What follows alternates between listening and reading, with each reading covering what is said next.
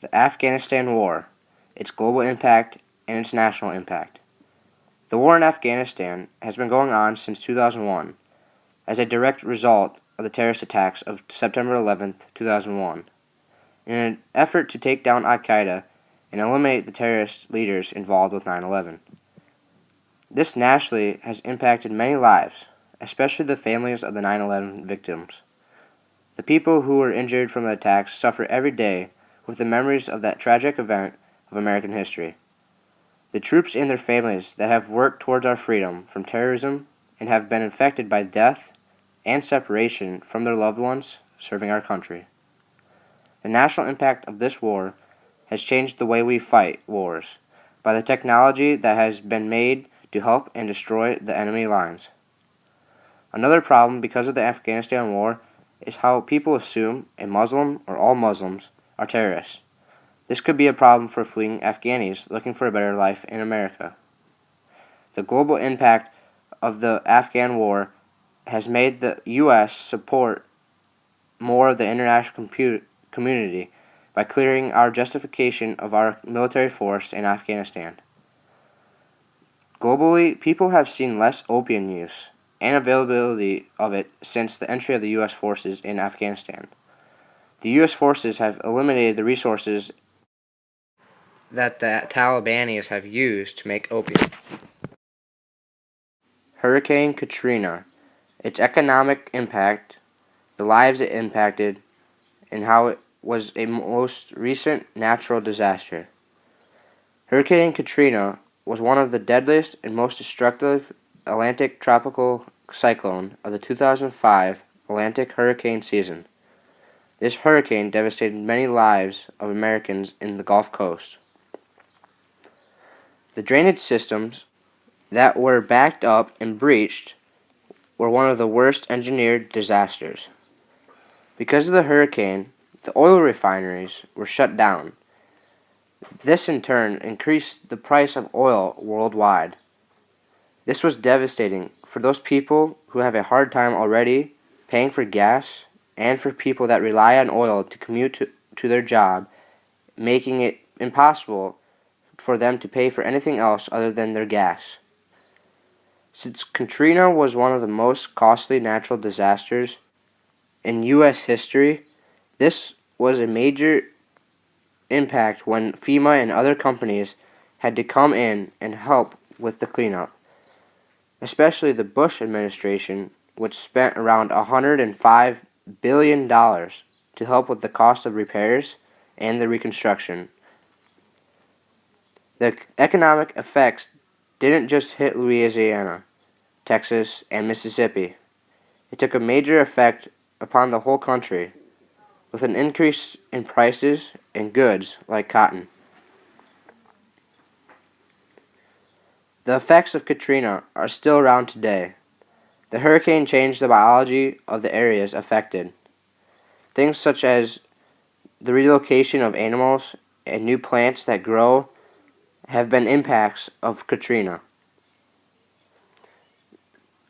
Katrina also relocated people, their personal lives consisting of their jobs, their homes, and their families wouldn't be returned to the same area again because of the hurricane. Obamacare and its economic developments. The Affordable Care Act, commonly called Obamacare, is a United States federal law signed into law by President Obama on March 23, 2010. This law helps to increase the quality and affordability of the health insurance, while lowering the uninsured rate by expanding public and private insurance coverage and reducing the cost of healthcare for individuals and the government. Obamacare is the cause to our bad economy, less jobs, and the rising cost of medical care. Because of Obamacare, 5 million Americans lost the insurance they liked, but their doctors defended the program. As quoted from an article from townhall.com, Obama's health care law is helping labor markets and is helping businesses and is helping jobs, said Jason Furman, the president's chief economist. According to today's CBO report, gives a sobering outlook on our economy. It confirms what we've known all along, that healthcare law is having a tremendously negative impact on economic growth. Obamacare has also made it harder for those people who couldn't afford regular health care because the cost of Obamacare is much higher and will not cover everything they need and want.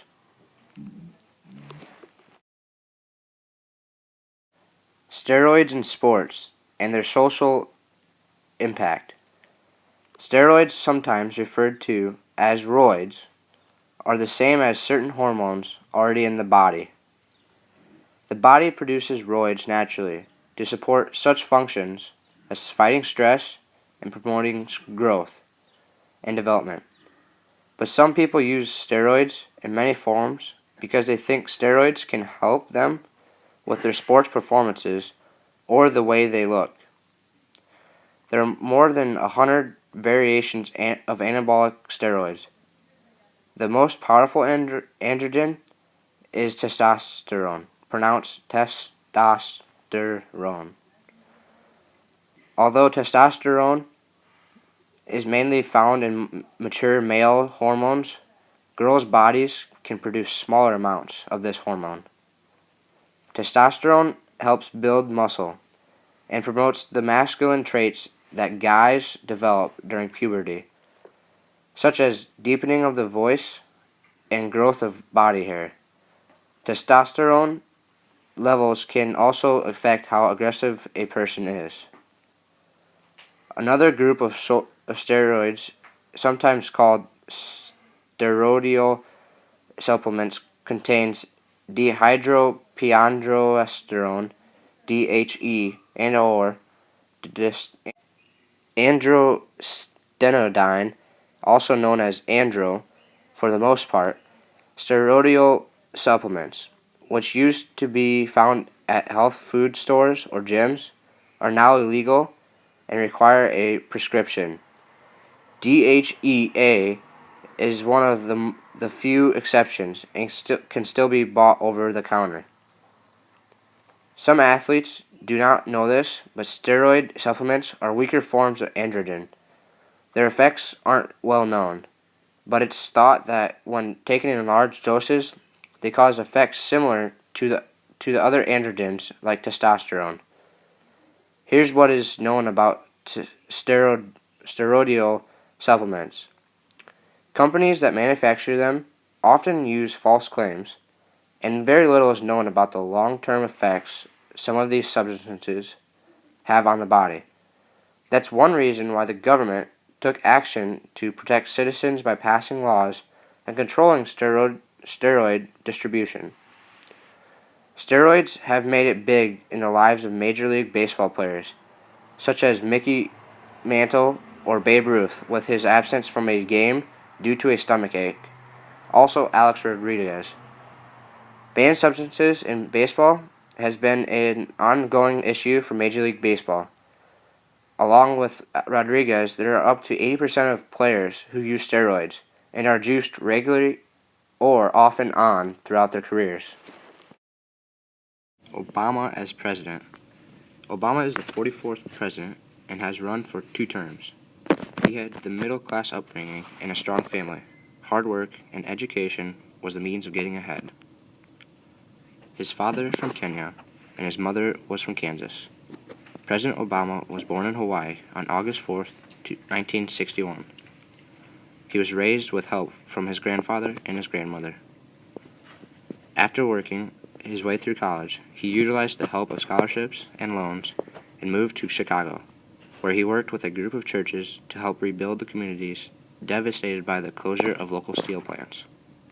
Later, Obama went on to attend law school, where he became the first African American president of the Harvard Law Review. Upon graduating, he returned to Chicago to help lead a voter registration drive, teach constitutional law at the University of Chicago.